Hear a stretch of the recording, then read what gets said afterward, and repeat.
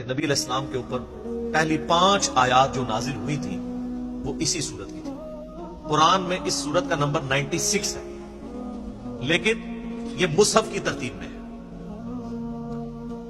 قرآن حکیم جو نازل ہوا اس کی ترتیب میں سب سے پہلی سورت یہی ہے، اور اس کی پہلی 5 آیات جو بخاری مسلم میں ڈیٹیل حدیث موجود ہے. غار حرا میں نبی صلی اللہ علیہ وآلہ وسلم چند دنوں کے لیے عبادت کے لیے چلے گئے.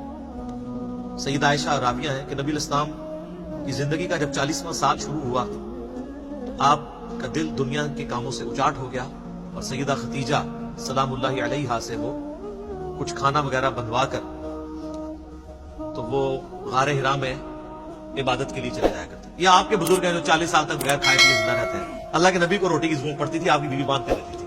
کہانیاں ساریاں جتنے جتنے کہانی آئے گی میں وڈ کے پر ماروں.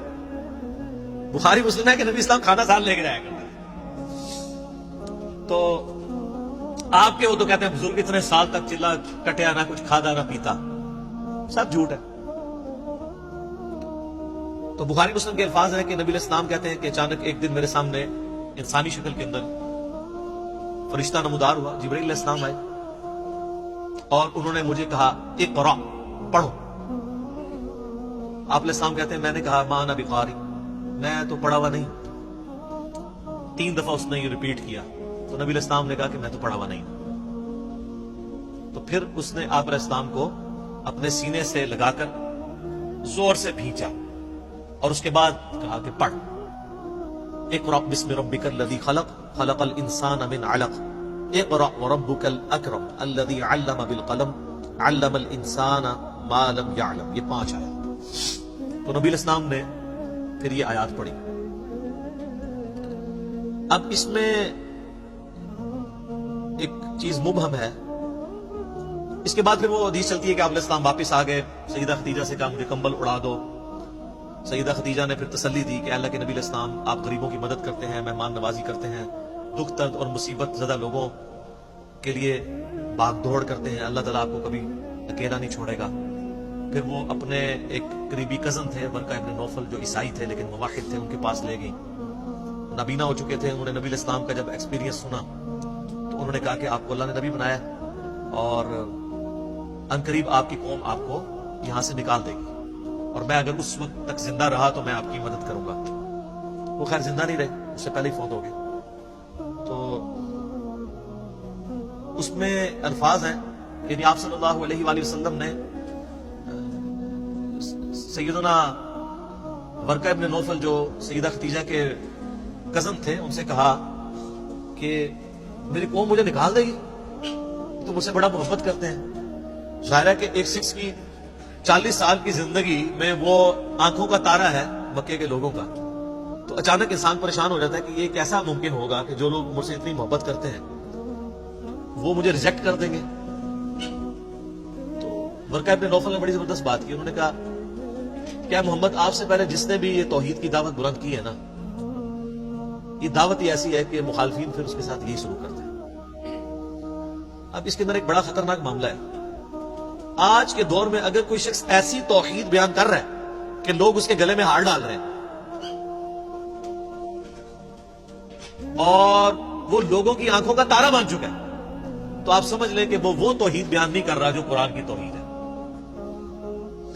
وہ توحید تو نبیوں سے نہیں کسی نے سنی سوائے چند لوگوں نے جن کو اللہ نے توفیق دی. آج توحید کی کوئی بات کر رہا ہو اور لاکھوں کا مجمع اس کی بات سن رہا ہو اور لوگ تعریف کر رہے ہو، تو وہ توحید وہی بیان کر رہا ہوگا کہ جو توحید ہندو بھی مانتے ہیں. سورج اللہ نے بنایا، چاند اللہ نے بنایا، زمین اللہ نے بنائی. تو ہندو کیا کہتے ہیں؟ شیطان نے بنائی.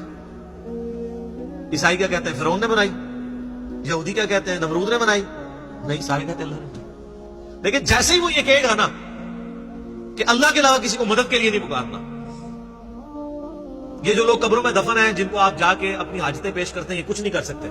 ساتھ ہی آپ دیکھیں وہ لاکھوں کا مجمع جو ہے نا چند درجنوں پہ آ جائے گا اور اس شخص کی پٹائی بھی شروع ہو جائے گی، کیونکہ یہ تو کسی نے سننی نہیں ہے.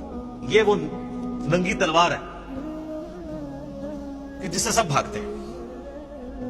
بہرحال اس میں جو چیز ابہام والی تھی وہ یہ تھی کہ نبی صلی اللہ علیہ وآلہ وسلم کو جو 3 دفعہ فرشتے نے کہا کہ آپ پڑھیے، تو آپ نے فرمایا کہ میں پڑھا ہوا نہیں ہوں۔ اس میں میرے خیال ہے ڈاکٹر اسرار صاحب رحمہ اللہ تعالیٰ کا موقف ٹھیک ہے، مولانا مودودی رحمہ اللہ کا بھی یہی موقف ہے کہ یہ جو پہلی وحی ہے نا، یہ کسی تختی کی شکل میں لکھی ہوئی نبی علیہ السلام کو دکھائی گئی ہے۔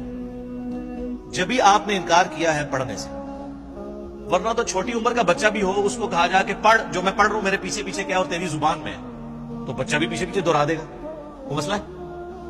اور ایک شخص کی عمر 40 سال ہے اور اس کو فرشتہ آگے کہتا ہے کہ جو میں پڑھتا ہوں پیچھے پیچھے پڑھو، تو اس میں تو کوئی مشکل نہیں ہے۔ یقیناً وہ زبانی کلامی پڑھنے کی بات نہیں کر رہے تھے، بلکہ کوئی لکھی ہوئی چیز جو سامنے موجود تھی۔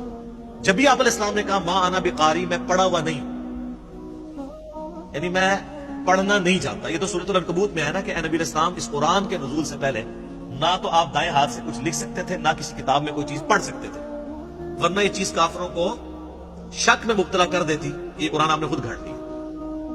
نبی علیہ السلام کا امی ہونا یہ آپ کا معجزہ ہے۔